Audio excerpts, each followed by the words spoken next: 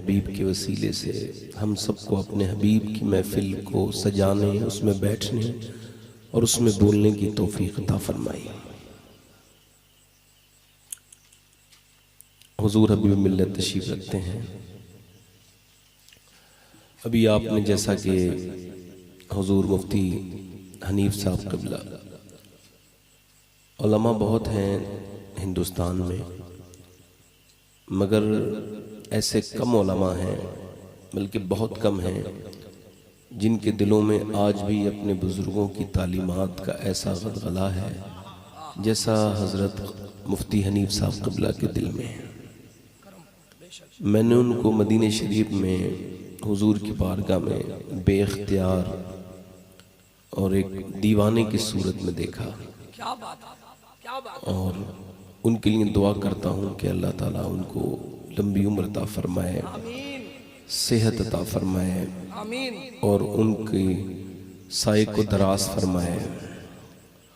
और जब मैं हुजूर हबीब मिल्लत को देखता हूँ तो ये बात मैं कहता हूँ कि एक छोटा मोटा आदमी भी हमने देखा है कि बड़े नाजो नखरे होते हैं, बड़े करोफर होते हैं, कपड़ों में बड़ी बनावट होती है, बड़ा डिज़ाइन मामला होता है और बड़ा ट्रीटमेंट वाला मामला है।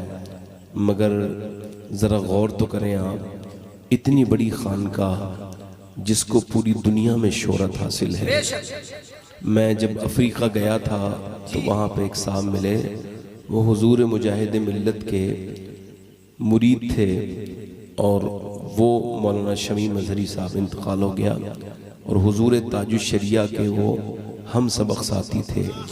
उन्होंने मुझसे कहा, और वो वल्लाह मैं ये बात बयान कर रहा हूँ, उन्होंने कहा कि मियाँ मैंने बड़े बड़े मशाइख से मिला हूँ, बड़े बड़े उलमा के साथ रहा हूँ, मगर जो इश्क़ रसूल मैंने अपने पीर हुजूर मुजाहिद मिल्लत में देखा मुझे कहीं नजर नहीं आया। सुभान अल्लाह, हक है, हक है।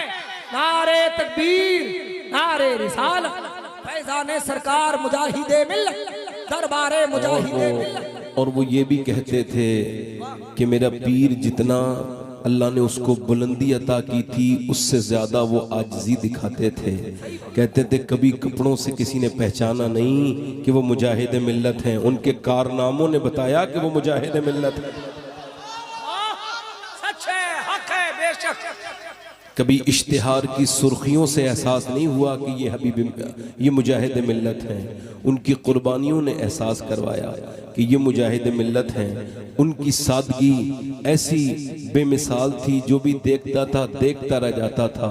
जरा गौर तो करो आप, बड़े बड़े लोगों को देखिए और ऊपर से लेके नीचे तक चेक कीजिए, आपको मिलेंगे 4 आदमी इधर, 4 आदमी उधर, हजरत से फला नहीं मिलेगा। मैंने हिंदुस्तान में बड़े मशाइख देखे हैं, मगर इस वक्त मैं अपनी बड़ी जिम्मेदारी के से बात ये कह रहा हूँ, इतनी बड़ी खानकाह का इतना शोहरत वाला मैंने पीर नहीं देखा कि जिसके अंदर इतनी आजिज़ी हो कि जब हम हबीबी मिल्लत को देखते हैं तब यही एहसास करते हैं कि जब इस नवासे की सादगी का ये आलम है तो नाना की सादगी का आलम है। नारे तकबीर, नारे रिसालत, फैज़ाने सरकार मुजाहिदे मिल्लत, हुजूर हबीबे मिल्लत, अल्लामा सैयद शबात मियां साहब क़िबला कादरी।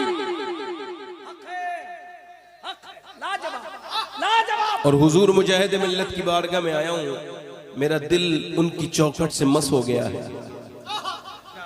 है ना जी। उनसे मोहब्बतें अल्हम्दुलिल्लाह बचपन से हैं, उनका नाम सुनते आए हैं। इश्क़ रसूल की जहाँ बात हुई है और मशाइख़ अहले सुन्नत की बात हुई है, वहाँ हुजूर मुजाहिद मिल्लत का नाम सरे फहरिस्त आया है। उस आशिक़ सादिक का नाम कि जिसने इश्क की दुनिया में हंगामे बर्पा कर दिए, जिसने इश्क करना सिखाया हुजूर से, कि जब पहले हज पे गए हुजूर मुजाहिद मिल्लत बयान करते हैं मुजाहिद मिल्लत नंबर में मौजूद है, बयान करते हैं मुजाहिद मिल्लत हज पे गए तो उनको हज नहीं करने दिया, वापस आ गए। उनके मुरीद जो हज करके मदीना शरीफ गए वो बयान करते हैं मैं हुजूर की बारगाह में रोने लगा, या रसूल अल्लाह मैं और मेरे पीर साथ में चले थे मगर मेरा पीर ने मदीना नहीं देखा, मेरा पीर आपका आशिक बगैर मदीना देखे लौट गया। हुजूर ताजी शरिया कहते हैं दागे फुरकते तैबा कल्ब मुझ में हिल जाता, काश गुंबदे खजरा देखने को मिल जाता। हुजूर मुजाहिद मिल्लत का वो मुरीद कहता है मैंने रोना शुरू किया, या रसूल अल्लाह मैं अपने पीर के बगैर आया हूँ, काश मेरा पीर भी आपका गुंबद मीनार देखता।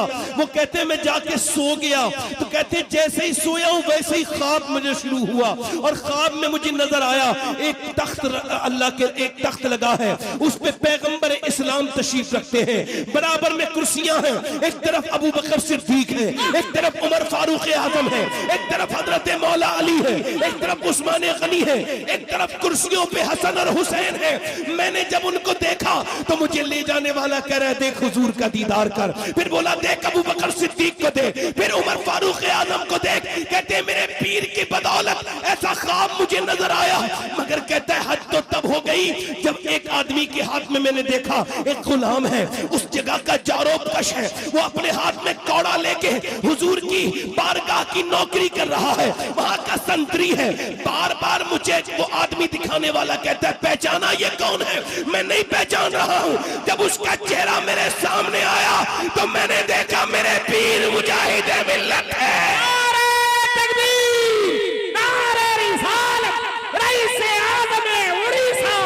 सरकार हुजूर मुजाहिद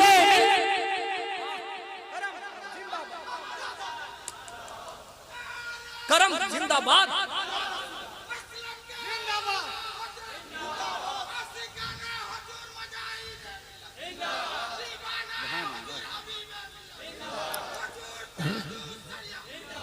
हुजूर मुजाहिद मिल्लत अल्लाह ताला उनके इश्क का सदका अता करे। आमीन आमीन आमीन। सही बात। मैं ना तो हबीब मिल्लत को राजी करने के लिए बातें कर रहा हूँ, ना मुजाहिद मिल्लत को राजी करना चाहता हूँ, मैं तो उस मदीने वाले को राजी करना चाहता हूँ जिसने मुजाहिद मिल्लत को ऐसा नवाजा कि जरा देख तो लो बड़े बड़े लोगों के नाम और निशान मिट गए मगर जो इश्क करके सोया है कयामत तक उसका नाम बाकी रहे। तो इश्क करके सोया है। वाह। मैंने अपनी बात तो करनी है, ये तो मुझे इतना खराज अक़ीदत जब मैं तकरीर करता हूँ तो पेश करना ही था। बिल्कुल जरूरी। वाह। वो आप सब तशरीफ रखते हैं, अगर आप चाहें तो 2-3 शेर पढ़ना चाहता था इमाम हुसैन की शान। थोड़ा जोर से तो बोलो सुभान अल्लाह। अच्छा हल्के ना बोला करो, हल्के बोलोगे तो और हल्के हो जाओगे, है ना। कभी इश्क़ रसूल में बोला करो। हुजूर के यहाँ तो वो लोग भी बोलते हैं जो बोलने का हुनर ही नहीं जानते।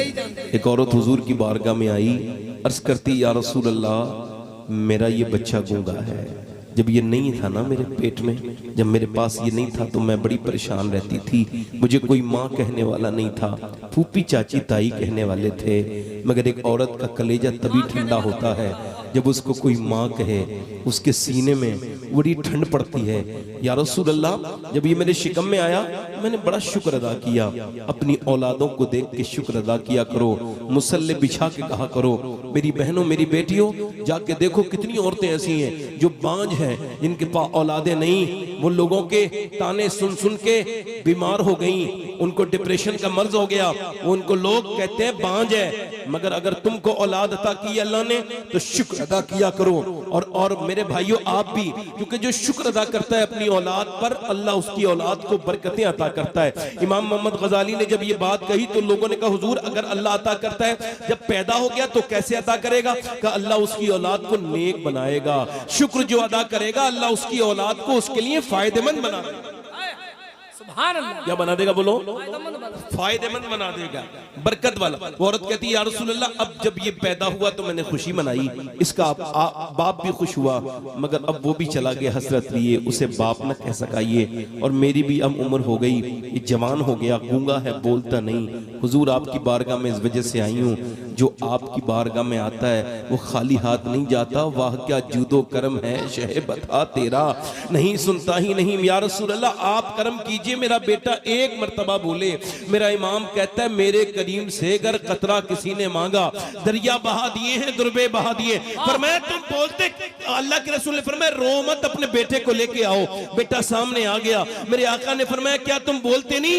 गर्दन हिला के इशारा किया, फरमाया हुजूर ने अब तक तो नहीं बोले थे, मगर अब बताओ मैं कौन हूं? तो जो अपने बाप को देख के ना बोला, वो रसूल पाक को देख के बोला आप अल्लाह के रसूल हैं। सुभान अल्लाह, नारे तकबीर, नारे रिसालत, सुभान अल्लाह, सुभान अल्लाह। हुजूर ने फरमाया आज तक क्यों नहीं बोले? तो हुजूर आपकी तरह बुलवाने वाला नहीं मिला, बुलवाने वाला नहीं।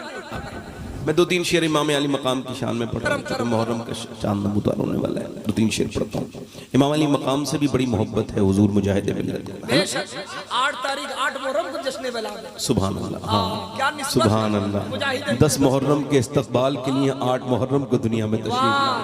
नारे तकबीर, नारे रिसालत, फैजाने सरकार मुजाहिदे मिल्लत अल्लामा सैयद शबात मियां साहब क़िबला का दीने मुहम्मदी का उजाला हुसैन है,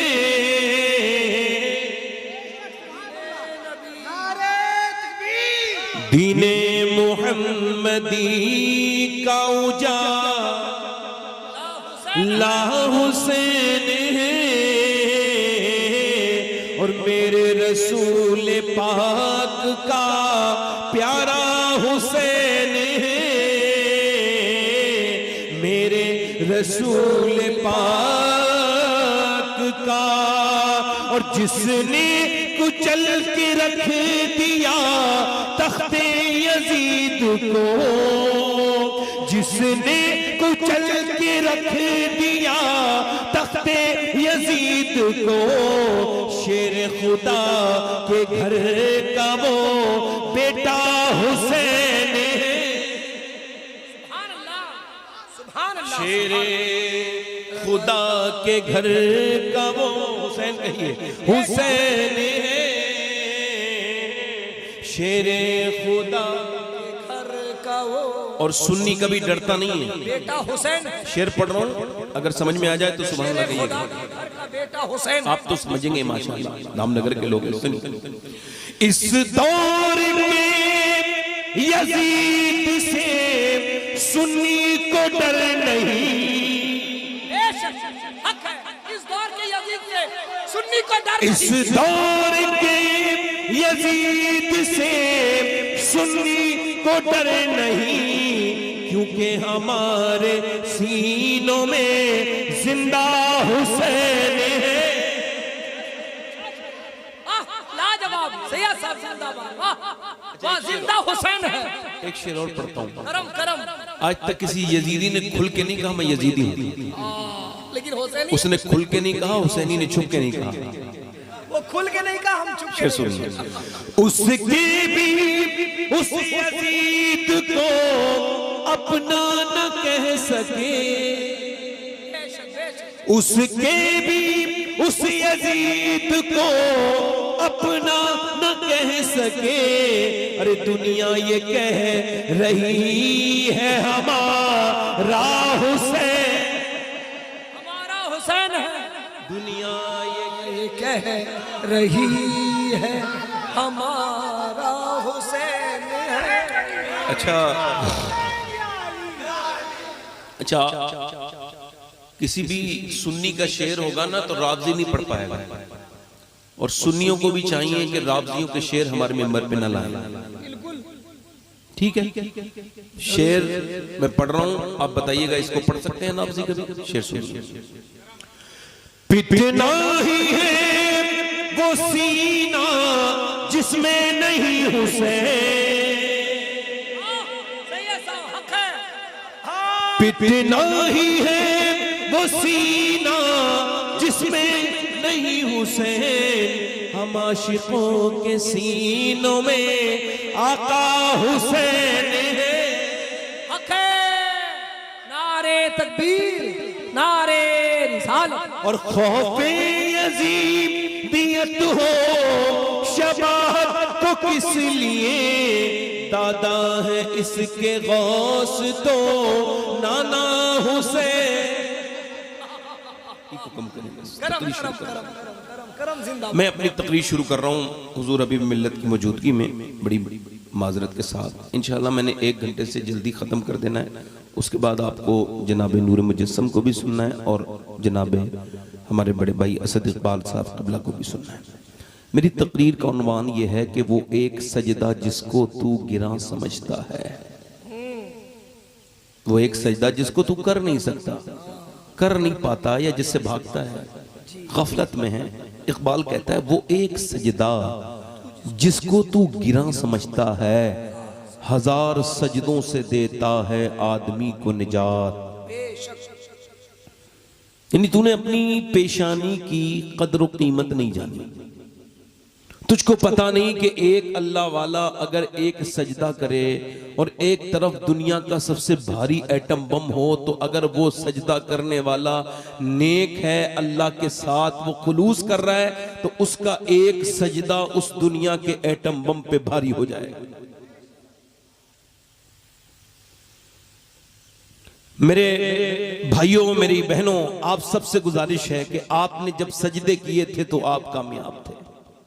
सजदा छोड़ के हम जलील और ख्वार हो गए, रस्वा हो गए। 57 मुल्क के हैं इस वक्त पूरी दुनिया में मुसलमानों के, मगर सजदों को छोड़ के जलील और ख्वार हैं। आपने कभी इस बात पे गौर किया कि ये सजदा क्या है? मौलाए कायनात मौला अली फरमाते हैं, जो रब के सामने झुकता है वो सबके सामने नहीं झुकता। बोलो जरा, बोलो तो यार, जरा बोलो। जो रब के सामने झुकता है वो सबके सामने, और जो सबके सामने झुकता है वो रब के सामने। इधर भी रोए, उधर भी रोए, इसको भी तकलीफ बताई, उसको भी तकलीफ बताई, इसके सामने जाके भी अपना दुखड़ा रोया, उसके सामने भी जाके दुखड़ा रोया। मगर मेरे भाई, मेरे अजीज, मैं आपसे गुजारिश करता हूं, कभी आपने इस बात की तरफ देखा, कभी अल्लाह के सामने भी रोए, उससे भी कहा मालिक तू करीम है, तू रहीम है।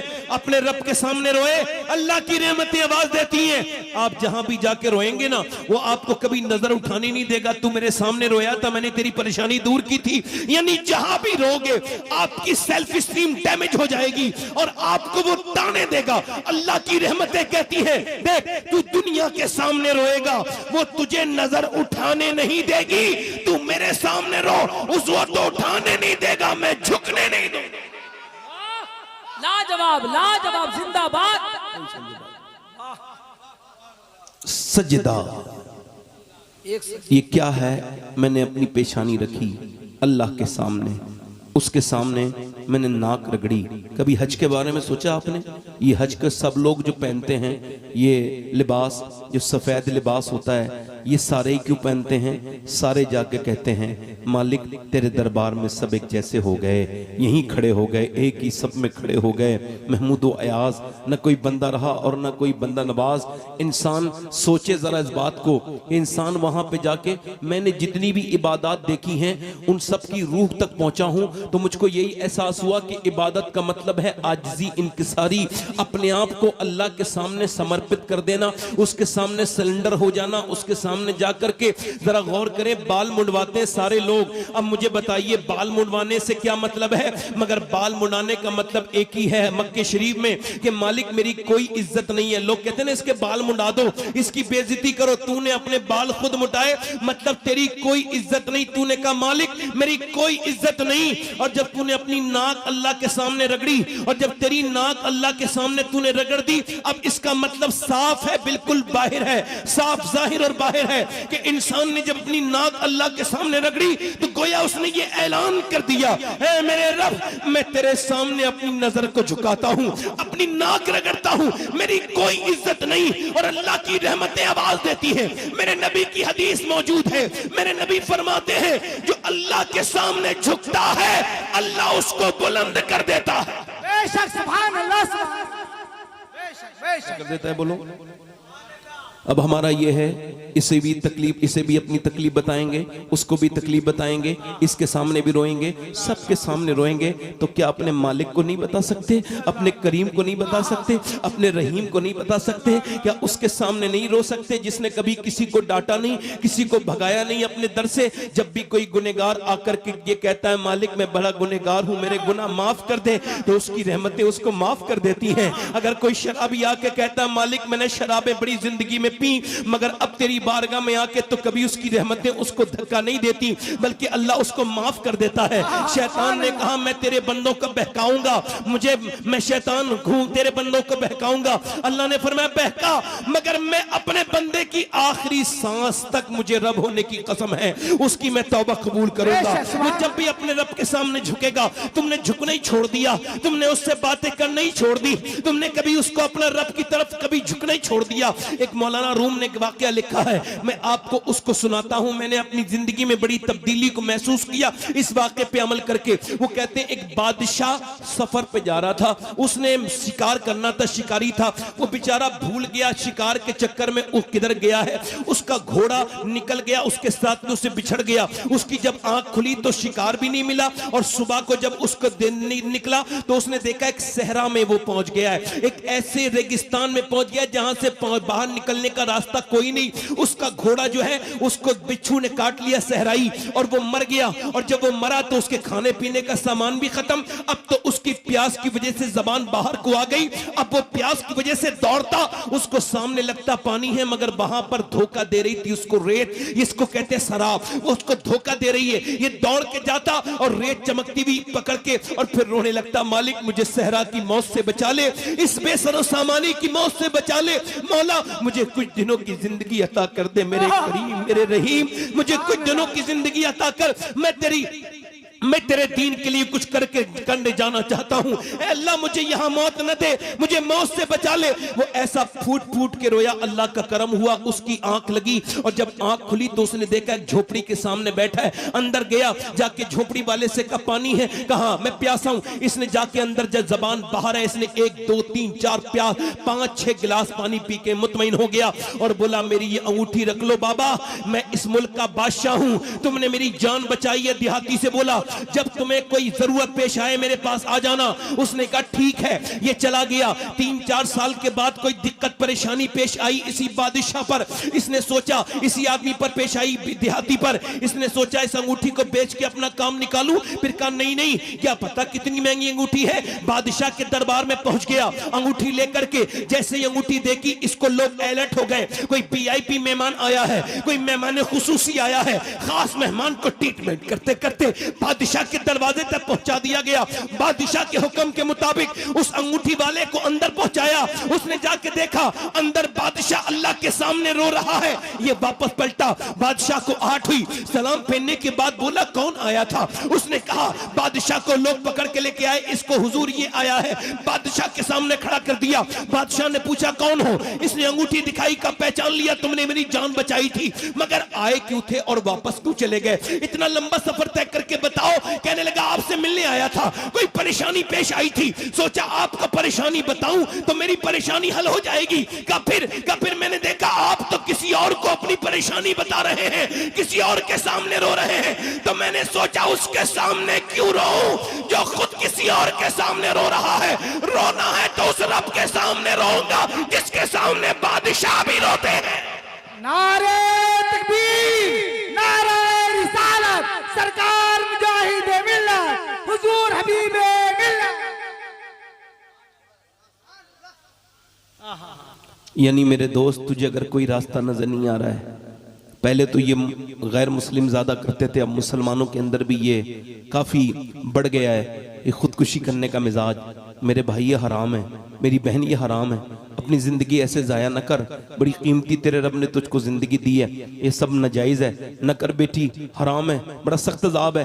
मगर अगर तू ये कह रहा है तुझे कोई रास्ता नजर नहीं आ रहा मेरे दोस्त मेरे भाई, तो एक रास्ता मैं तुझे बताता हूँ। अल्लाह तुझे जिंदगी दे, बरकतें अता फरमाए। मेरी तरफ देख, मेरे भाई, कभी तुझे ऐसा लग रहा हो कि अब कोई सूरत नहीं है तो अपने रब के सामने सजदे में जा और उससे कह, मालिक मुझ पे करम कर, फजल कर, मुझे सबने छोड़ दिया है। जितना दर्द है रब के सामने बयान कर कह, मेरे रब, मेरे करीम, मुझे सबने धोखे दे दिए, फला ने भी दे दिए, फला ने, मुझे मरने को दिल करता है और तेरा फरमान है कि मौत हराम है इस तरह की, तो मेरे रब अपने करम से मुझ पर करम फरमा दे और मुझे कोई रास्ता अता कर। तू 70 माओ से ज्यादा मेहरबान है। उस रब के सामने आंसू बहा के देख, मेरा ईमान है कि तेरा सर बाद में उठेगा, रहमत रब की पहले आ जाए। बेशक, सुभान अल्लाह। उस करीम की तरफ बढ़, बेशक बेशक, उस रहीम की तरफ बढ़, अपने रब से कह, मालिक मुझ पे करम फरमा, फजल फरमा। बेशक, सुभान अल्लाह। ये जो बच्चे सजदे नहीं कर रहे हैं, जो बच्चियां, ये जो मोबाइल आप देख रहे हैं, मोबाइलों में बदतमीजियां देख रहे हैं, ये माओं की दी हुई वो बदतमीजी है जो इन्होंने हमको विरासत में दे दी। ये जो नेक्स्ट जनरेशन है, नेक्स्ट आने वाली, ये बहुत सख्त है। अपने रब से कहा करो, मालिक हमको आने वाले फितनों से हमारी औलाद को भी बचा। एक लड़के ने मोबाइल उठाया और वो 6 घंटे 7 घंटे मोबाइल देख रहा है। ये बीमारी है। अब ये मोबाइल देखना नहीं है, नॉर्मल नहीं है, इस पर रिसर्च हो चुका है और कैम्ब्रिज ने, हार्वर्ड ने रिसर्च किया है कि 4 घंटे से ज्यादा जो मोबाइल देखने का आदी है उसको इलाज की जरूरत है। वो सख्त बड़ा बीमार है, वो दिमागी तौर से बीमार हो गया है। ये जो आपने अपने स्क्रीन पे ये देखा, तवज्जो करें जरा, कुछ दिनों के बाद इंसान को गौर करना चाहिए। ये जो तूने आंखें अपनी गंदी की हैं, मेरे दोस्त, मेरे भाई, कभी सोचा ये आंखें तेरी हैं? नहीं नहीं, ये तेरी आंखें नहीं है, रब की अमानत है। अच्छा ये बता, अभी कुछ दिनों पहले मैंने देखा एक आदमी मर गया, उसका जो सर था ना, नौजवान था, मोटर बाइक चला रहा था, कानों में उसके लगी हुई थी, गाने सुन रहा था और अचानक उसको आवाज ही नहीं आई, पीछे से ट्रक आया, उसको आवाज ही नहीं आई, ट्रक ने उसको कुचल दिया, उसका सर उस रोड पर पड़ा है और पूरा सर बिल्कुल जो है ना प्लेन हो गया। उसकी नाक नहीं है, उसका बिल कुछ नहीं है, उसका पूरा सर निकल के बाहर फेंक गया और उसका जो उसके कानों में से निकाली गई लीड, वो निकली हुई पहले से निकल चुकी थी। उसको देखा, उसमें गाने बज रहे थे। अब वो मुसलमान था, उसका आईडी पे मुसलमान लिखा था। मुझे बताओ, अगर इसी हाल में मरा, गाना सुनने वाला जो जिस हाल में मरेगा उसी हाल में उठाया जाएगा, जो गाना सुनते मरेगा वो कैसे उठाया जाएगा? अब वो एक आदमी जो रात के वक्त में तस्वीर देख के मरा, अच्छा तस्वीर देखने के बाद, गंदी फिल्म देखने के बाद, खुदा ना करे अगर मौत आ जाए और कब्र में गए और फरिश्तों ने कहा, बता हुजूर तशरीफ लाए हैं, इनके बारे में क्या कहता है? पूरी जिंदगी तूने ये कहा था मैं हुजूर से बहुत मोहब्बत करता हूं, सरकार आप पे जान कुर्बान करता हूं, मगर फरिश्ते ने कहा नजरें नीचे झुका ले, तू अभी गंदी फिल्म देख के मरा है, तू नबी को देखने के लायक नहीं, तेरी आंखें उस वक्त में बोल क्या होगा। इंस्टाग्राम पे आज तेरी तस्वीरें गंदी देखने वाले, लड़कियों का हुस्न देखने वाले, तेरे ईमान पे कोई फर्क नहीं पड़ रहा है। ये वही दौर है, फितन का दौर। हजरत उतबा बिन गजवान है, हुजूर का एक सियाबी, वो अपनी तलवार चला रहे, तलवार चलाते हुए उन्होंने अपनी आंख निकाल के गुल्ला फेंक दिया नीचे को। हजरत अबू मूसा शरी कह रहे हैं मेरी दोस्ती थी, मैं उसके पास जाके बोला, लोग कह रहे हैं यार तू पागल हो गया, तूने अपनी आंख क्यों निकाल दी? कहने लगा यार अल्लाह के खौफ से, उसके रसूल की मोहब्बत में। का क्या मतलब? का एक लड़की अभी इधर से जा रही थी, उस पर मेरी नजर पड़ गई। का फिर हदीस से याद आई, हुजूर फरमाते हैं जो बदनिगाही करेगा उसकी आंख में जहन्नम की आग डाली जाएगी। मेरी आंख में अगर एक कीड़ा पड़ जाए तो बर्दाश्त नहीं कर सकता, जहन्नम की आग को कैसे बर्दाश्त करूंगा? ये आग तेरी नहीं है। कयामत के दिन हदीस में आता है शिकायत करेगी, मालिक तूने दिया था तो अपना जलवा देखने के लिए, मगर इसने तो गंदी चीजें दिखवाई।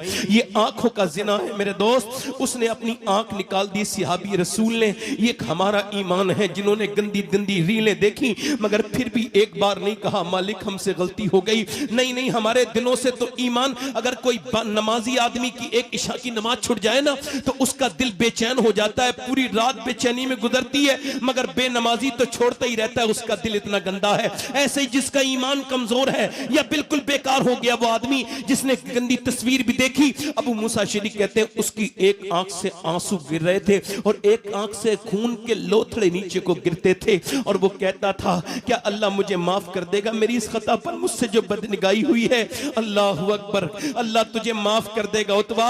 मगर मैं तो अपने लोगों के बारे में सोचता हूं, अपने दीवाने नौजवानों के बारे में सोचता हूं, जिन्होंने फेसबुक में बर्बाद कर लिया अपने आप को, जिन्होंने यूट्यूब में बर्बाद, जिनकी निगाहों में कुछ नहीं बचा, या बर्बादी की तरफ जाने लगे। मेरी बहनों बेटियों से गुजारिश करता हूं, अपनी अपनी अपनी तन्हाइयां पाक करो मेरी बेटियों, खुदा के लिए, अपने बच्चों के लिए, अपने बच्चों के लिए नेक बच्चों, अपने बच्चों को नेक बनाओ और उनके लिए क्या करो, बस यही तुमको करना है। मेरी दोस्तों, ये जो बच्चे रोते हैं, औरतें उनको मोबाइल देती हैं रोने पर, इस पर कैम्ब्रिज ने अभी नया रिसर्च किया है। उनका ये जो बच्चे के रोने पर औरतें मोबाइल देती हैं, ये मोबाइल नहीं देती, ड्रग्स देती हैं, जहर दे रही हैं। इनसे बचाओ अपने बच्चों को, ये औरतें दे रही हैं जहर, ये अपने बच्चों को दे दिया, लो इसको खेलो। अब छोटा सा बच्चा, भैंस का बच्चा, बकरी का बच्चा, जानवर का बच्चा पैदा होते ही माँ पहचान लेता है, मगर इंसान का बच्चा नहीं पहचानता। अशरफुल मखलूकात है मगर फिर भी नहीं पहचानता। क्यों? इस वजह से कि ये कोरा कागज पैदा हुआ है, जो उसके ऊपर लिखोगे वही लिख जाएगा।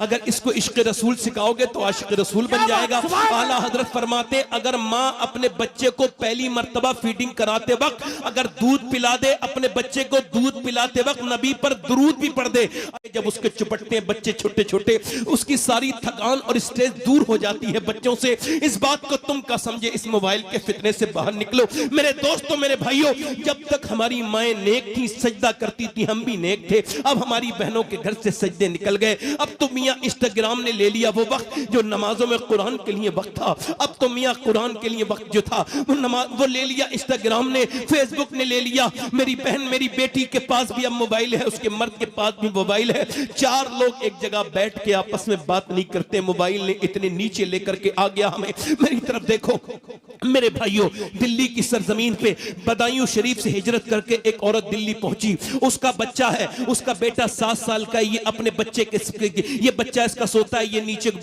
जब बैठी है और नमाज पढ़ रही है सजदे में। तवज्जो है मेरी बात पर? और दिल लग रहा है आप लोगों का? नहीं, जो लोग जा रहे हैं इनका दिल नहीं लग रहा है, आप लोगों का तो लग रहा है ना, लग रहा है ना आप लोगों का, क्योंकि दिल सबके नहीं लगते जी।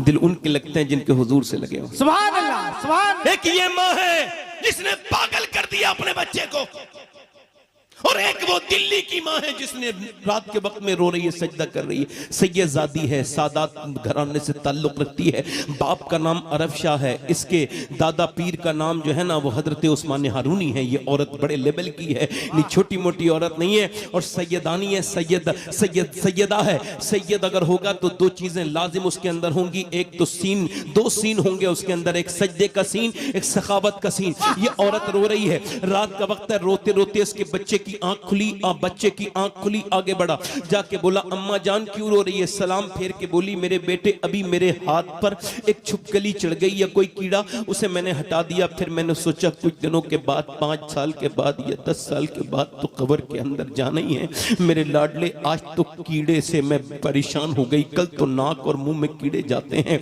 अल्लाह अकबर। अबू मूसा अशअरी कहते हैं, वो हजरत से मालिक बिन दीनार कहते हैं, मैं कब्रिस्तान में जाके पूछता हूँ कब्र वालों क्या हाल है? कहते अंदर से आवाज आई एक कब्र वाले की, क्या पूछता है? मेरी नाक में और मुंह में कीड़े चल रहे हैं, जिधर से जा रहे हैं उधर से जा रहे हैं।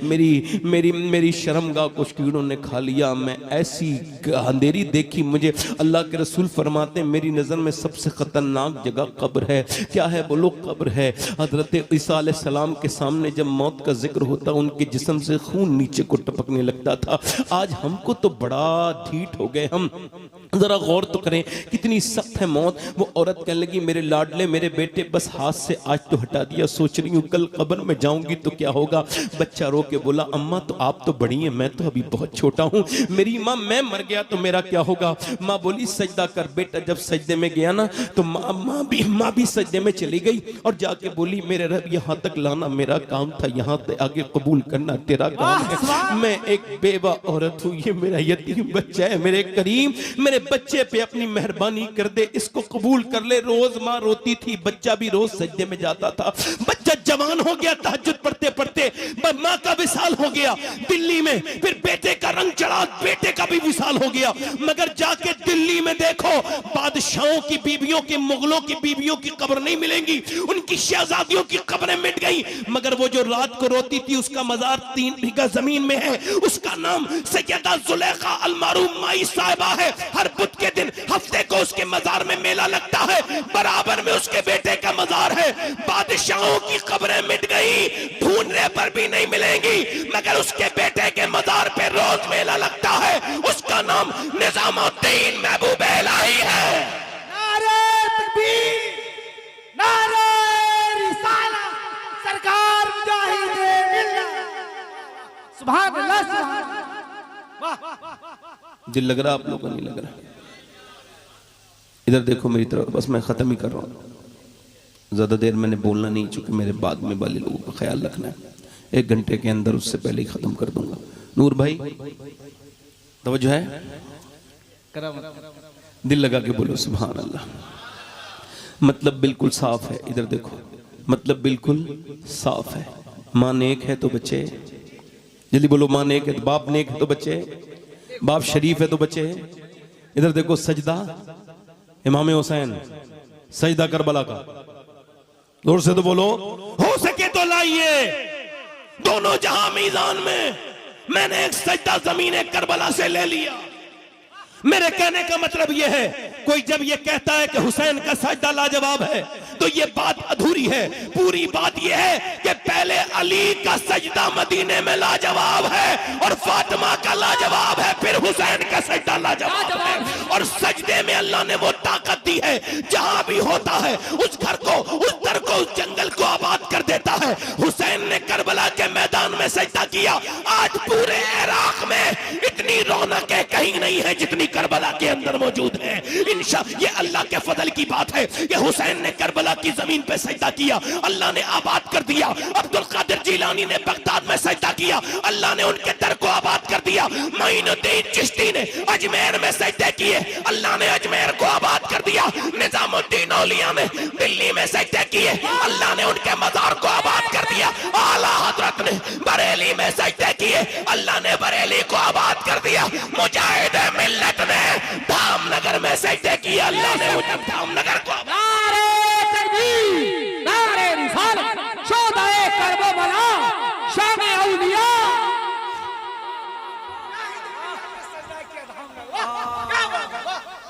क्या नुक्ता पेश है? वो एक सजदा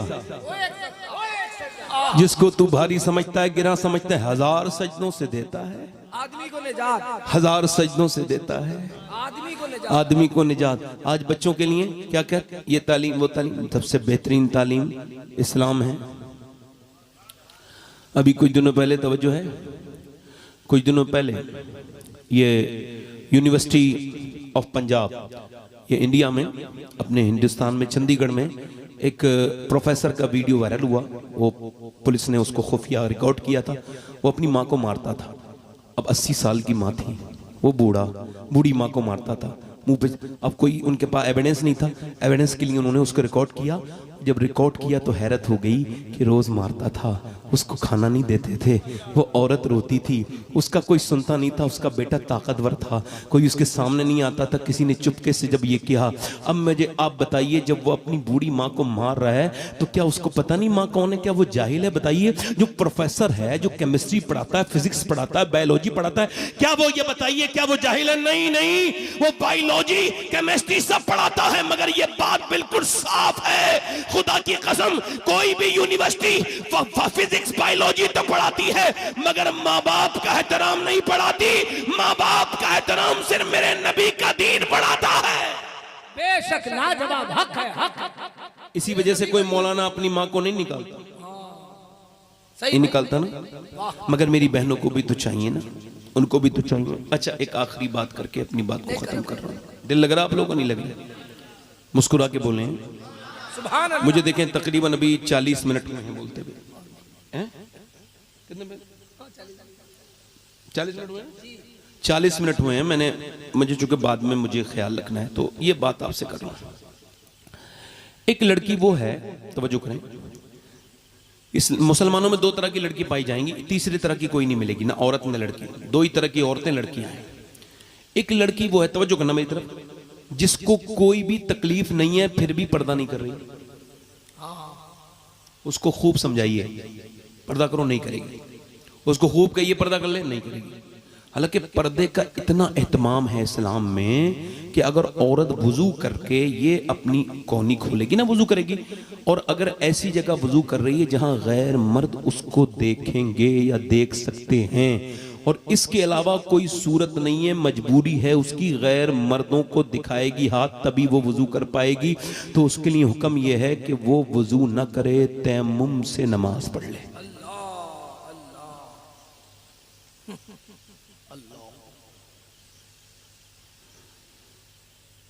अपनी बेटियों, अपनी बहनों को, अपनी बेटियों और बहनों को जो सजा सवार के दूसरे मर्दों को दिखाते हैं, उनके बारे में लोग पहले बड़ी गलत बात करते थे, कहते थे वो दलाल हैं अपनी माओ के, बहनों के, है ना।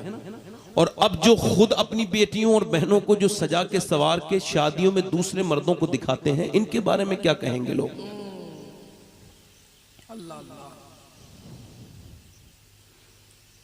मुसलमान वो दयूस है जिसके घर की औरत बेपर्दा रहती है। अब मेरी बात तवज्जो करो, एक लड़की वो है जो पर्दा, शादी में बेपर्दा, मजार पे बेपर्दा, जरा गौर करो, बाजार में बेपर्दा, यहाँ बेपर्दा, पार्टी में बेपर्दा, उसको पर्दे की आदत ही नहीं। कोई कहता है न तकरीर से सुधर रही, न किसी की मौत में जा रही है, न मौत उसको सुधार रही है, न उसको किसी का जनाजा सुधार रहा है, न वो उसको खौफ खुदा है। और एक लड़की ये है जो पर्दा कर नहीं रही, एक कॉलेज के बाहर खड़ी हुई बहस कर रही है, उससे वो कह रहा है या तो अपना ये हिजाब उतार या एग्जाम दे, बोल क्या करना चाहती है, एग्जाम देगी या हिजाब उतारेगी। उसने उठा के वो कॉपी उसके मुंह पे मारी, ले अपने पास रख अपना इम्तिहान, मैं तुझे राजी करने दुनिया में नहीं आई, आमना के लाल को राजी करने दुनिया में।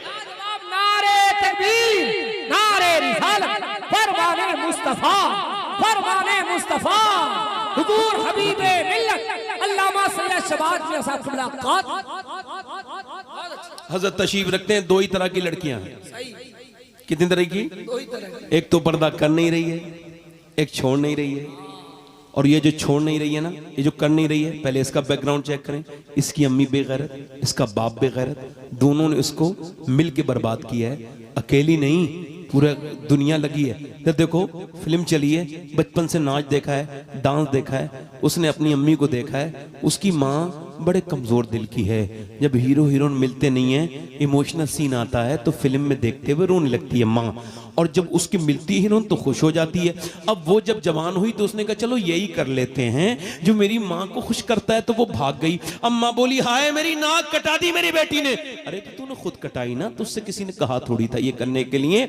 अगर तू जितनी टीवी के सामने रोई है इतना अल्लाह के सामने रोई होती तो तेरी बेटी नाक न कटाती। मगर ये दूसरी बेटी जो है, वो जो कॉलेज में लड़ रही है, वो जो हर जगह जा रही है, इमाम अली मकाम फरमाते हैं जो फितन के दौर में औरत पर्दा करे, कयामत के दिन फरमाते हैं कयामत के दिन उसका पर्दा शोहदा के खून से अफजल हो जाएगा।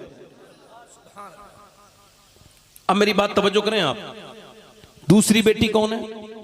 दूसरी बेटी पर्दा छोड़ नहीं रही, छोड़ नहीं रही। ये वो है जिसे 6 साल की 7 साल की उम्र में उसकी माँ ने समझा दिया था, बेटी सुनो। एक बार नबी की नवासी सैयदा ज़ैनब कुरान पढ़ रही थी, सर से दुपट्टा, तवज्जो करें, नीचे आ गया। जब नीचे दुपट्टा आया तो सैयदा ज़ैनब की माँ, हम सबके नबी सल्लल्लाहु अलैहि वसल्लम की बेटी सैयदा तैयबा ताहिरा बाहर आई और बोली फातिमा, सैयदा खातून जन्नत ने सैयदा ज़ैनब के सर पर दुपट्टा रखा। सैयदा ज़ैनब ने अर्ज़ की, अम्मी जान आपने मेरे सर पर दुपट्टा क्यों रखा? हालांकि वो काम कर रही थी, 6 साल की बच्ची थी, मगर पर्दा रखा। और फातिमा तो ज़हरा ने ये कहा कि तुम भी अपनी बेटियों को ज़ैनब की तरह बनाना चाहती हो तो 6 साल की बच्ची के सर पर पर्दा करना शुरू कर देना, 6 साल की बच्ची के सर पे दुपट्टा रखना शुरू कर देना। ये हुजूर की बेटी की सुन्नत है। रख दिया दुपट्टा। सैयदा ज़ैनब ने पूछा, अम्मी जान मेरे सर पे पे दुपट्टा क्यों रखती हैं? फरमाया मेरी ज़ैनब इस वजह से नाना नाराज हो जाते हैं, जो बच्ची सर पे दुपट्टा नहीं रखती उससे नाना नाराज हो जाते हैं। अब मेरी तरफ देखिए, गौर कीजिए, सैयदा ज़ैनब ने सैयदा फातिमा ज़हरा की तरफ देखा और कहा ऐ मेरी माँ, मेरे नाना से रोने लगी और रोई और रोई। सैयदा ज़ैनब को छुपाया गया। सैयदा फातिमा बोली चुप जाना। मेरी ज़ैनब कहने लगी मेरी अम्मी जान मेरे नाना से कह देना इस बार मुझको माफ कर दे, अगली बार ज़ैनब गर्दन कटाएगी मगर सर पे से दुपट्टा नहीं हटाएगी। करबला के मैदान में जब सैयदा ज़ैनब के सर से दुपट्टा छीन लिया गया तो उन्होंने पहले मौला अली के मज़ार की तरफ को मुंह किया और कहा ऐ मेरे बाबा अली, मैं वही ज़ैनब हूँ जब चलती थी कूफे में, मदीने में, मक्के में, तो आप फरमाते थे ज़ैनब के पाँव के निशान मिटाओ, जाओ हसन हुसैन अपनी बाजी के पाँव के निशान हटाओ।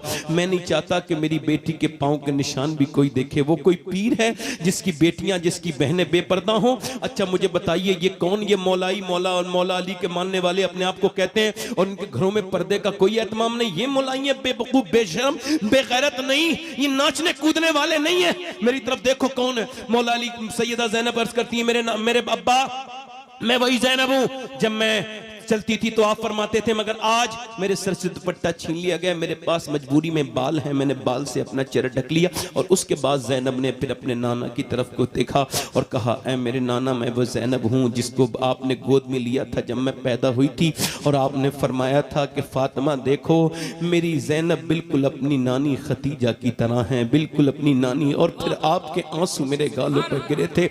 नाना मैं आपके पास रही हूँ, आपने मुझे बड़ा प्यार दिया मगर आज मेरे नाना ज़ैनब को जरा माफ कर देना, सर पे दुपट्टा मेरे नहीं है, बालों से मैंने अपना चेहरा छुपाया है।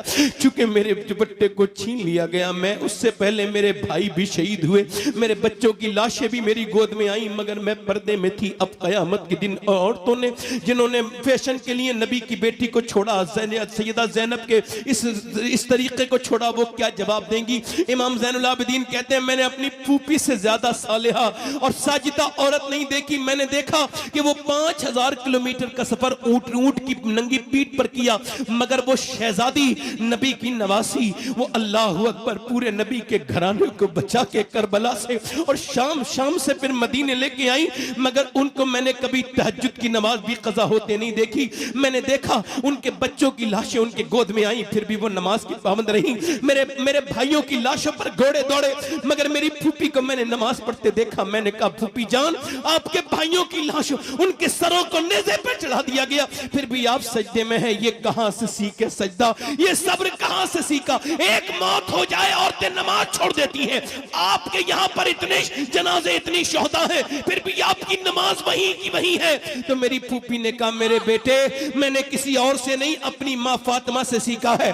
मेरी माँ का सजदा फातिमा ज़हरा का है कि जब मेरी माँ 17 दिन का फाका होता था फिर भी मेरी माँ रात के वक्त में अपना मुसल्ला बिछाती थी और कहती थी मालिक कोई रात तो ऐसी बना दे कि फातिमा दिल खोल के तेरी इबादत कर सके, कोई रात तो ऐसी बना दे। अब जरा गौर करे, कहने लगी मैंने अपनी माँ फातिमा से सीखा है। अब के आज के बाद अगर कोई करबला बयान करे तो पूरी बयान करे और ये कहे कि करबला का अगर नवासा लाजवाब है तो करबला की ज़ैनब नवासी भी लाजवाब है। अगर करबला के हुसैन ने सजदा बचाया है तो करबला की ज़ैनब ने पर्दा बचाया है। लाजवाब नारे तकबीर, नारे रिसालत, खानदान अहले बैत। बस मैं अपनी बात को यहीं पे खत्म कर रहा हूँ। ये कह के मेरे दोस्तों मेरी बहनों, हमने कितनों को गुस्ल होते देखा है मर्दों को, और मेरी कितनी बहनें ऐसी बैठी होंगी जिन्होंने औरतें हसीनाओं को देखा होगा कब्रों में मिल गई, मिट्टियों में चली गई। हम सब भी चले जाएंगे। इस गुनाह की जिंदगी से तुम्हारे दिल को सुकून नहीं मिलने वाला, ना दुनिया में ना आखिरत में। हजरत अब्दुल्ला इब्ने उमर कहते हैं मैं हुजूर की बारगाह में हाजिर था, एक आदमी आया, अर्ज़ की या रसूलल्लाह मुझे कोई नसीहत फरमाएं। आपने फरमाया मौत को याद कर, तेरी दुनिया भी खूबसूरत रहेगी, आखिरत भी खूबसूरत हो जाएगी। मौत को याद कर। आला हजरत फरमाते हैं हाय गाफिल वो क्या जगह है जहां, आखिरी शेर है मेरा, 5 जाते हैं, कितने जाते हैं बोलो? 5 चले गए, 4 रह गए। आला हजरत फरमाते हैं मेरे आला हजरत मुजद्दिद हैं, ऐसे ही हाय नहीं कहा उन्होंने, कोई दर्द का बात है। दर्द की क्या बात है कि बाप और बेटा दोनों हैं। बेटा जनाजा बाप कब्र में रखने के लिए तैयार है, मगर बेटे को कह नहीं रहा है। वो कह रहे लाओ भी लाओ, ऊपर से दो। अब वो 2 नीचे हैं बिल्कुल कब्र के और 2 ऊपर हैं, और ऊपर से कह रहे लाओ, तो 2 को ले लिया। वहाँ बेटा खड़ा है, माँ को नहीं रोक पा रहा है। अभी 3.5 महीने हुए हैं, मैंने अपनी माँ को कब्र में उतारा। अपनी माँ को जिसके मैं पेट में रहा, वो मेरी माँ जिसने मुझे दूध पिलाया, मगर मैंने उसको कब्र में उतार दिया। ये राज मेरे ऊपर खुल गया कि अब मुझे कोई और मौत का इशारा नहीं होगा। मेरा बाप चला गया। हजरत उमर बिन अब्दुल अजीज ने एक सूफी से कहा मुझे कोई नसीहत करो, तो उन्होंने कहा तुमसे पहले तुम्हारे बाप खलीफा थे, अब तुम खलीफा हो। पहले उसकी मौत आ गई, अब तुम्हारी मौत आएगी। यही तुम्हारे लिए नसीहत है कि तुम भी मौत के तरफ जा रहे हो। तुम्हारे जवानियां ख़त्म होती चली जा रही हैं, डमोड़ गिरती चली जा रही हैं, काले बाल सफ़ेद होते चले गए। और फिर तुम मौत को ना समझा, ना अमीर को छोड़े, ना गरीब को छोड़े, ना बादशाह को छोड़े, ना फ़कीर को छोड़े। माँ बाप के मरने के बाद एक बात याद रखना, किसी के मरने के बाद रोना उसकी कदर के लिए बेकदरी में ये अफसोस है, उसका गम नहीं है। अफसोस करता है बंदा, कदर नहीं है, अफसोस है। ये कदर तो सामने होती है। जीते जी ख्याल नहीं किया, माँ चली गई दुनिया से, बाप चला गया, उसके बाद रोते हैं। बाप जब तक जिंदा है उसका ख्याल रखो, माँ जिंदा है उसका ख्याल रखो। उसके बाद मरने के बाद उसके रोना क्या अच्छे माना दर्द क्या माना रखता है इस बात को कि आपने अपने बाप के मरने के बाद रोए, माँ के बाद की मेरी कत्ल की, मेरे कत्ल के बाद उसने जफा से तौबा। हाय उस जोरे पशेमा का पशेमा होना कि माँ की कब्र पे एक आदमी रो रहा है। मैंने पूछा भाई आप क्यों रो रहे हैं? कह लेंगे अम्मी याद आ रही है। मैंने कहा तुमने तो बहुत सताया था अपनी माँ को, तुम इतना रुलाते थे, आज वो मर गई तो उसकी कब्र पे रो रहे हो। याद रखो नौजवानों, ये तुम्हारी माएँ जो है ना, तुम्हारी जन्नत की जमानत है। तुम्हारी दुनिया की इनके पाँव को दबाया करो, इनके पाँव से मुकद्दस तुम्हारे लिए कुछ नहीं है। उनके पाँव को दबाओ, उनकी खिदमत करो, उनके से दुआएं लिया करो। माँ चली जाए दुनिया से कुछ नहीं रहता। मेरी तरफ देखो, गौर करो। आला हज़रत फरमाते हैं हाय गाफिल वो क्या जगह है जहां 5 जाते हैं। इधर देखो कितने जाते हैं? 5 गए, 4 और वो 4 निकल गए, एक को नीचे छोड़ के चले गए। अब वो जो 4 निकले ना, इधर देखो, मेरी तरफ देखो, आप असद भाई आ रहे हैं। जिंदाबाद, नारे तकबीर, नारे रिसालत, फैजाने आला हजरत, उलमा अहले सुन्नत, शोरा इस्लाम, शायर आलम इस्लाम असद इकबाल कलकतवी, हुजूर हबीबे मिल्लत, सुन्नते मुस्तफ़ा कॉन्फ्रेंस, सरज़मीने धामनगर शरीफ, नारे तकबीर। हुजूर सैयदी आला हज़रत फरमाते हैं हाय गाफिल वो क्या जगह है जहाँ 5 जाते हैं, 5 जाते हैं और 5 हर कब्रिस्तान से फिर रहे हैं। 4 ये 5 को लेके गए, ये हर कब्रिस्तान के बाहर लिख के लगा दो बोर्ड। ये किसी आलिम को उसके इल्म की वजह से मौत नहीं छोड़ती, किसी शेख को उसकी तकवे की वजह से मौत नहीं छोड़ती, ना आलिम को छोड़े ना जाहिल को छोड़े, ये सबको वीरान कर देगी। कैसे कैसे बोलने वाले आज कब्रों में चले गए, उनकी ज़बानें बंद हो गईं। हमेशा वो बोलते थे, आज उनकी ज़बानें बंद हो गईं, कल आपकी और मेरी भी ज़बान बंद हो जाएगी। उससे कहो मालिक बड़ी ख़ताएं कर लीं और लोग हमको अब दफन करने वाले हैं। अल्लाह के रसूल के ग़ुलामों, अल्लाह के रसूल फरमाते हैं अगर जानवरों को खबर हो जाए कि उनको मरना है तो तुम्हें कोई मोटा जानवर खाने नहीं मिलेगा, वो सब खौफ खुदा से सूख जाएंगे। मैं आपसे बता रहा हूँ, ये जो तकरीर कर रहा है ये भी मरेगा, और ये जो सुन रहे हैं ये भी मरेंगे, और वो जो इस मौत को लाइटली ले रहे हैं वो भी मरेंगे, जो डीपली ले रहे हैं वो भी मरेंगे। मगर मौला अली फरमाते हैं जो मौत को याद करेगा मौत उस पे आसानी से आएगी। मौला अली फरमाते हैं जब मौला अली के चाकू मारा गया, आपके जब चाकू मारा गया, ये आपका हिस्सा ढलक के नीचे को आ गया। जब आ गया तो आपने इमाम हसन से कहा कि देखो तुम रो मत, तुम्हारा बाप मौत को ऐसे जानता है जैसे दूध पीने वाला बच्चा अपनी माँ के पिस्तान को पहचानता है, और तुम्हारा बाप अनजान जगह नहीं जा रहा है, करीम रब की बारगाह में जा रहा है। इतनी मोहब्बत करो अपने रब से कि जब मौत आए तो तुम्हें खुशी हो, आज रब का दीदार होगा। इतनी मोहब्बत करो अल्लाह के रसूल से कि जब कब्र में तुम जाओ तो तुम्हारा दिल खुश होना चाहिए कि आज तो उस नबी से मुलाकात होगी। मेरा इमाम कहता है कब्र में लहराएंगे ताहश्र चश्मे नूर के जलवा फरमा। ऐसी मौत न मरो कि तुम्हें घबराहट हो, ऐसी मौत न मरो कि तुम रात को फिल्में देख के सोते हो।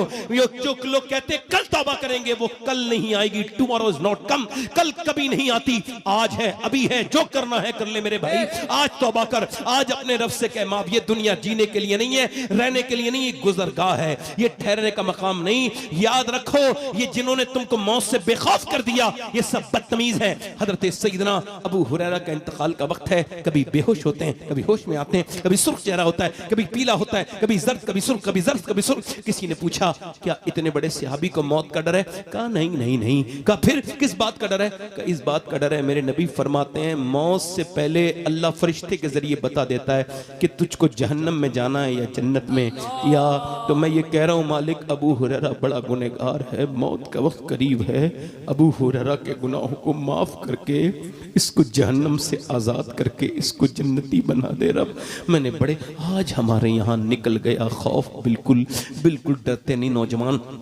एक आखिरी हदीस अल्लाह के रसूल फरमाते हैं किफल नाम का लड़का था, हर रात एक नई लड़की बुला के उसके साथ जिना करता था। एक रात लड़की आई, रोने लगी, इसने कहा पैसे नहीं मिले? पैसे सब कुछ नहीं होते, मेरा बाप मर गया है। कहा फिर? मैं अपने बहन भाई की भूख की वजह से जिना करवाने आई हूँ। कहा फिर डर क्यों रही है, रो क्यों रही है?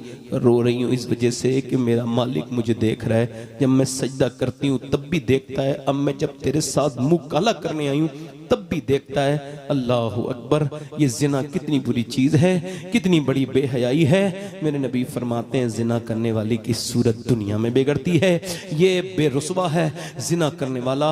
अल्लाह के रसूल इरशाद फरमाते हैं, हदीस कुदसी है, अल्लाह फरमाता है ए महबूब अगर मैं जानी को माफ भी कर दूं तो इसको जन्नत में अपना दीदार नहीं कराऊंगा।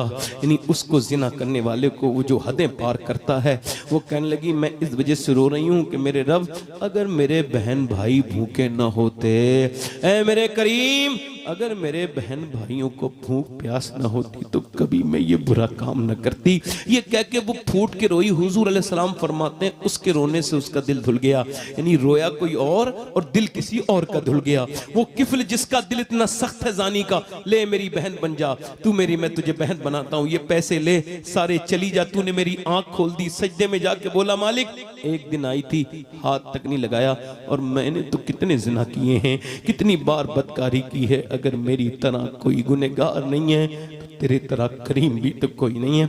अगर मेरे गुनाहों की कोई हद नहीं, सोचो तो रातों को गुनाह करने वालों, तुम जब रात को मोबाइल का लॉक लगा के रखते हो तो तुम्हारा रब तुम्हें देख लेता है। वो गंदी तस्वीरें देखते हुए शर्म नहीं आती? वो कहता मालिक मैं तेरा मुजरिम हूं, मैंने कितनी इज्जतें लूट ली, मेरे करीम मुझे माफ कर दे। रोया कोई बंदा तेरे दर पे जो आंसू रोल देता है, मेरे मौला दरे तौबा तू उस पर खोल देता है।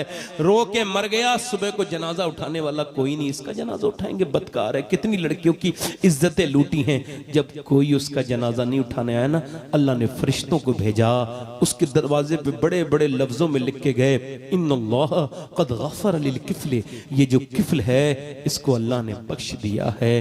क्यों बख्श दिया मालिक? आवाज आई वो रात में अपने रब से सुलह कर ली थी, अपने रब से उसने रो के समझौता कर लिया था, रब ने उसको माफ कर दिया। उसने कहा था मालिक मैं भागा हुआ मुजरिम हूं, मुझे माफ कर दे। आज कहो मालिक मुझे माफ कर दे और मदीने की तरफ मुंह करके कहो मैं मुजरिम हूं आका और मुझे साथ ले लो। या रसूल अल्लाह जुर्म कर चुका हूं, मुजरिम बुलाए आए हैं, जाऊ का है गवाह, फिर रद्द हो कभी ये शान करीमों के घर की है। हाथ उठा के बताओ कितने लोग हुजूर के नाम पे अपनी जानें दे सकते हो? दोनों हाथ उठा के बताओ। जो जान दे सकता है कुछ भी कर सकता है ना, एक दूसरे की तरफ ना देखना, मुस्कुराना नहीं। कितने लोग ऐसे हैं जो जान भी दे देंगे और आज से हुजूर के नाम पे पूरी दाढ़ी भी रखा लेंगे। इस महफिल में खड़े हो जाएं वो नौजवान। सुभान अल्लाह, नारे तकबीर, नारे रिसालत। दाढ़ी रखाने वाले खड़े हों और बाहर आ जाएं, यहाँ आ जाएं, 1 मिनट के लिए यहाँ आ जाएं। दाढ़ी रखाने वाले यहाँ आ जाएं। हर नबी के दाढ़ी, हर वली की दाढ़ी। नौजवान वही जिनके पहले से दाढ़ी एक मुश्त हो वो ना आए, जो कटाते हों या मुंडाते हों वो आ जाए। है कोई आशिक रसूल इधर से सुन्नत रसूल की नियत के लिए आए और नबी की सुन्नत अपनाए? आप बैठ जाइए, आप करीब आ जाइए। अब एक मिनट की बात है, ये 6 हो गए। कोई आशिक रसूल इधर से है, मुजाहिद मिल्लत का दीवाना, और उठ के कहे आज तक जिया था सभी के लिए, लोगों के लिए, दुनिया वालों के लिए, दुनिया को दिखाने के लिए, आज से जीऊंगा नबी के लिए, क्योंकि ताजुश शरिया कह के गए हैं जिंदगी ये नहीं है सभी के लिए, जिंदगी है नबी की, नबी के लिए। कोई आशिक रसूल है तो उठ के आए और हुजूर की सुन्नत पे अमल करे। आओ 100 शहीदों का सवाब, दाढ़ी मुंडाना कटाना हराम, जल्दी आओ। कोई है आशिक रसूल? वक्त मेरे पास कम है, 1 मिनट की गुंजाइश नहीं। कोई आशिक रसूल हो तो एक बार और कहता हूं, कोई दीवाना आगे पीछे से कोई हो जो 7वां आशिक रसूल खड़ा हो जाए और कहे मैं अपने नबी की सुन्नत पे अमल कर रहा हूं। अच्छी लड़की चाहिए, खूबसूरत लड़की, नेक लड़की चाहिए। आप तो फिर दाढ़ी रखाइए शादी से पहले, क्योंकि कोई भी खराब लड़की दाढ़ी वाला पसंद नहीं करती, दाढ़ी वाला वही पसंद करती है जिसे मदीने वाला पसंद हो। सुभान अल्लाह। कोई आशिक रसूल और है आगे से? इधर से, इधर है कोई दीवाना जो सुन्नत रसूल रखाए? कोई है? 6 काफी है मेरे लिए, मैंने उम्मीद नहीं, मगर फिर भी कोई आशिक रसूल हो तो इस महफिल में खड़ा हो जाए। है कोई दीवाना, हुजूर का चाहने वाला, नबी का आशिक? पीछे से आगे से कोई सुन्नत रसूल के लिए मुजाहिद मिल्लत के शहर में खड़ा हो जाए और कहे हम मुजाहिद मिल्लत के दीवाने हैं और हम भी इश्क रसूल में अपने चेहरे बदल सकते हैं, हम यहूदियों नसरानियों के चेहरे नहीं, हम तो अपने हुजूर के चेहरे पसंद करते हैं। है कोई आशिक रसूल और एक? कोई और एक आदमी और है दीवाना? चले कोई मसला नहीं, कोई बात नहीं। 6 लोग कहो इंशाअल्लाह, मेरे साथ कहो इंशाअल्लाह। हुजूर हबीब मिल्लत की मौजूदगी में हम वादा करते हैं आज के बाद ना दाढ़ी कटेगी ना मुड़ेगी इंशाअल्लाह। बैठ जाए। हुजूर की आंखों की ठंडक नमाज है, मौत का कुछ नहीं पता कब आ जाए। सजदे करके तौबा करो इंशाअल्लाह। सजदा करेंगे, दोनों हाथ उठा के बोलो इंशाअल्लाह। नमाज की पाबंदी करेंगे इंशाअल्लाह। अपनी बहन बेटी को पर्दे के लिए कहेंगे इंशाअल्लाह। मसलके आला हजरत पे सख्ती से कायम रहेंगे इंशाअल्लाह। सबको शाद आबाद रख के किसी से शिकवे शिकायत ना किया करें, अपने रब से तौबा किया करें। अल्लाह ताला आपको सलामत रखे, शिकवा ना करें। होशियारी दिले नादान बहुत करता है, रंज कम सहता है, ऐलान बहुत करता है, और रात को जीत तो नहीं पाता लेकिन ये चिराग कम से कम रात का नुकसान बहुत करता है। अल्लाह ताला आप सबको सलामत रखे, ये हबीबी आस्ताना सलामत रहे, आप सब सलामत रहें। मेरी कोई गलती हुई है मैं तौबा करता हूँ, आप सबको गवाह बनाकर आप भी तौबा करें। अस्तगफिरुल्लाह रब्बी मिन कुल्लि ज़ंबिन व अतूबु इलैह। पढ़ लीजिए ला इलाहा इल्लल्लाहु मुहम्मदुर रसूलुल्लाह। मेरी ज़िंदगी का मकसद तेरे दी की सरफराजी, इसीलिए सुनना है। हमारे मुबारक ये हमारे मलंग और वली सिफत माशाअल्लाह हमारे भाई, इनकी निज़ामत आप सुनिए। अल्लाह आप सबको खुशियाँ अता फरमाए। अस्तगफिरुल्लाह रब्बी मिन कुल्लि ज़ंबिन व ला इलाहा इल्लल्लाहु मुहम्मदुर रसूलुल्लाह।